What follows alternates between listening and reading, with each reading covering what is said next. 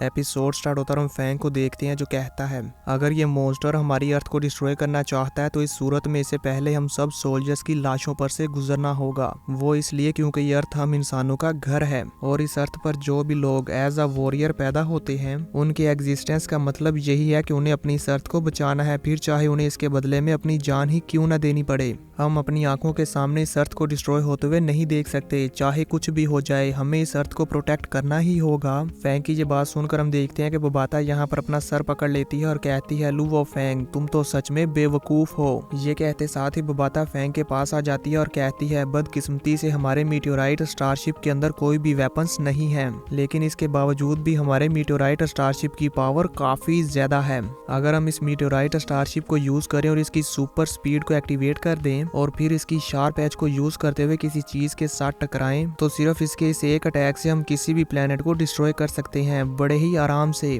Even ये attack इतना ज्यादा पावरफुल होगा कि इससे उस प्लेनेट के दो हिस्से हो जाएंगे, यानी कि वो प्लेनेट बीच में से कट जाएगा। इसीलिए अगर हम इस अटैक को स्टार लेवल के मॉन्स्टर पर अटैक करते तो हम इस मॉन्स्टर को बहुत ही आसानी से किल कर सकते थे, लेकिन बदकिस्मती से हमारा मीटियोराइट स्टारशिप बहुत ही बुरी तरह से डैमेज है और इसीलिए हम इसे यूज नहीं कर सकते और ये फ्लाई भी नहीं कर सकता। बोबाता की ये बात सुनकर हम देखते हैं कि पहले तो फैंग काफी हैरान हो जाता है, लेकिन इसके बाद वो कुछ सोचने लगता है और फैंग की इसी सोच के साथ व्यू चेंज हो जाता है और वो दोबारा से वार गॉड पैलेस में आ जाता है। अब हम यहाँ पर वार गॉड पैलेस में कमांडर जिया को देखते हैं जो कि यहाँ पर अपनी चेयर पर बैठे हुए अपनी स्क्रीन पर कुछ कर रहे थे और ये करते साथ साथ वो कमांडर लाओली से पूछते हैं क्या ये मॉन्स्टर स्टार लेवल के 8th या 9th लेवल पर है। कमांडर जिया की ये बात सुनकर कमांडर लाओली कहते हैं हमारे पास अभी भी एक उम्मीद है, फिर चाहे ये मॉन्स्टर स्टार लेवल का ही क्यों ना हो। अब क्योंकि ये मॉन्स्टर स्टार लेवल का है जिसकी वजह से हमारे जीतने के चांसेस ज्यादा से ज्यादा सिर्फ 10% हैं।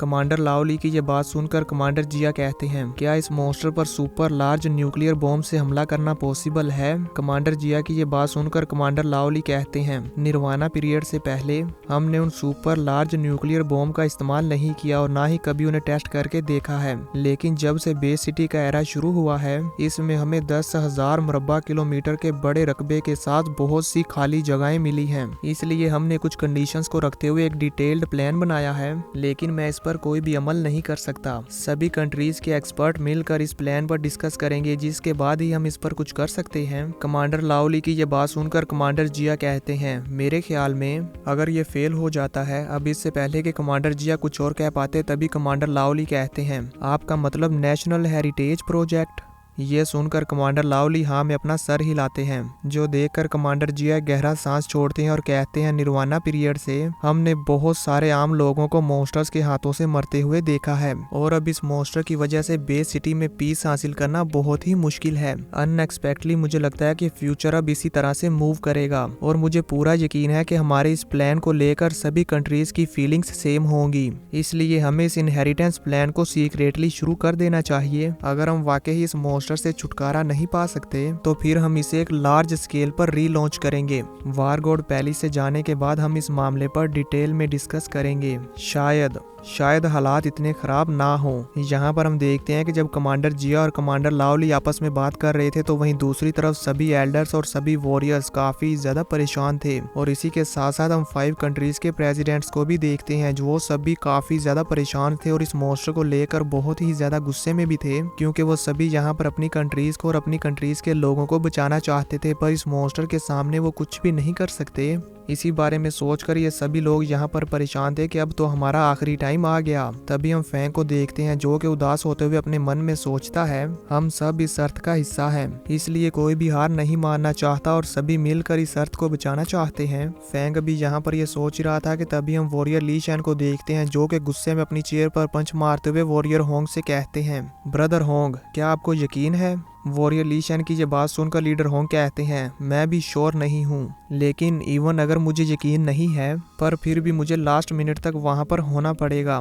मैं स्टार ट्रैवलर के लेवल 7 तक पहुँच गया हूँ और मेरी डोमेन के साथ मैं पहले ही स्टार ट्रैवलर के लेवल्स पर इनविंसिबल हूँ, यानी कि मेरे लेवल पर होने के बावजूद भी मेरे जितना पावरफुल वॉरियर यहाँ पर कोई भी नहीं है। और इसी के साथ साथ मेरे पास रबिंग क्लाउड रटन भी है जिससे कि मैं वुड क्रिस्टल्स को खिलाकर और भी ज्यादा पावरफुल बना रहा हूँ। यहाँ है कि अगर ये मॉन्स्टर स्टार लेवल 1 का है, अगर मैं और मेरी क्लाउड रबिंग रटन ब्रांच मिलकर इस मॉन्स्टर के साथ पूरी शिद्दत से फाइट करेंगे तो मुझे उम्मीद है कि हम इस मॉन्स्टर को काफी ज्यादा डैमेज दे सकते हैं और इसी वजह से हमें कोई भी मायूसी नहीं होगी। लेकिन सबसे बिगेस्ट प्रॉब्लम ये है कि हम इस स्टार बीस्ट की ताकत को नहीं जानते कि इसकी रियल स्ट्रेंथ कितनी है। अगर हमें इस मॉन्स्टर की रियल स्ट्रेंथ के बारे में मालूम होता तो फिर शायद हम भी यहाँ पर कुछ और कर पाते और इससे हमें भी इस मॉन्स्टर के साथ फाइट करने में आसानी होती। यहाँ पर लीडर होंग अभी इस बारे में बात कर ही रहे थे कि तभी हम देखते हैं अमेरिका के प्रेसिडेंट को किसी की कॉल आती है, जिस कॉल को सुनकर अमेरिका के प्रेसिडेंट को काफी ज्यादा गुस्सा आ जाता है और वो चिल्लाते हुए कहते हैं, सभी वॉरियर्स, हमारे अमेरिकन ट्रूप्स ने हमें अभी अभी ये स्टार मॉन्स्टर की वीडियो भेजी है।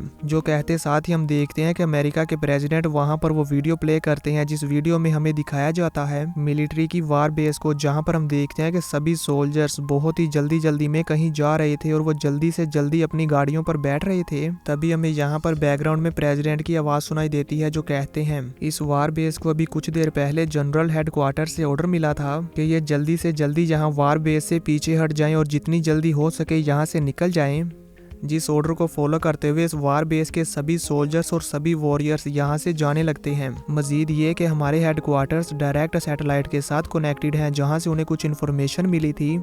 और वो इन्फॉर्मेशन ये थी जो कि आप सभी लोग स्क्रीन पर देख ही सकते हैं कि वो स्टार बीस्ट फ्लाई करता हुआ हमारी इसी वार बेस की डायरेक्शन की तरफ ही आ रहा था, जिसे देखते हुए हमारे हेडक्वार्टर्स ने वार बेस के सभी सोल्जर्स को ये ऑर्डर दिया था कि वो जल्दी से जल्दी इस वार बेस से निकल जाएं, क्योंकि वो इस स्टार बेस्ट का सामना नहीं कर सकते। लेकिन ये स्टार बीस्ट तो बहुत ही ज्यादा स्पीड के साथ फ्लाई करता है। अभी हमारे सोल्जर पूरी तरह से उस बेस से नहीं निकले थे कि तभी ये मॉन्स्टर भी वहां पर पहुंच जाता है। तभी हमें बेस का व्यू दिखाया जाता है, जहाँ पर हम देखते हैं कि उस मॉन्स्टर के पहुंचते ही वहां का वेदर चेंज होने लगता है। वेदर को चेंज होते हुए देखकर हम देखते हैं कि वार बेस में मौजूद सभी सोल्जर्स काफी ज्यादा घबरा जाते हैं और उस मॉन्स्टर की वजह से बहुत ही ज्यादा डर भी रहे थे। जैसे वो मॉन्स्टर उस वार बेस पर आता है तो वो वहां पर आते ही बहुत ही ज्यादा जोर के साथ दहाड़ता है और यहाँ पर हम देखते हैं कि इस मॉन्स्टर के दहाड़ की पावर इतनी ज्यादा थी कि इसकी शॉक वेव्स काफी ज्यादा दूर तक फैल रही थी और इन शॉक वेव्स की वजह से हम देखते हैं कि मिलिट्री बेस की काफी सारी बिल्डिंग्स डिस्ट्रॉय होने लगती हैं।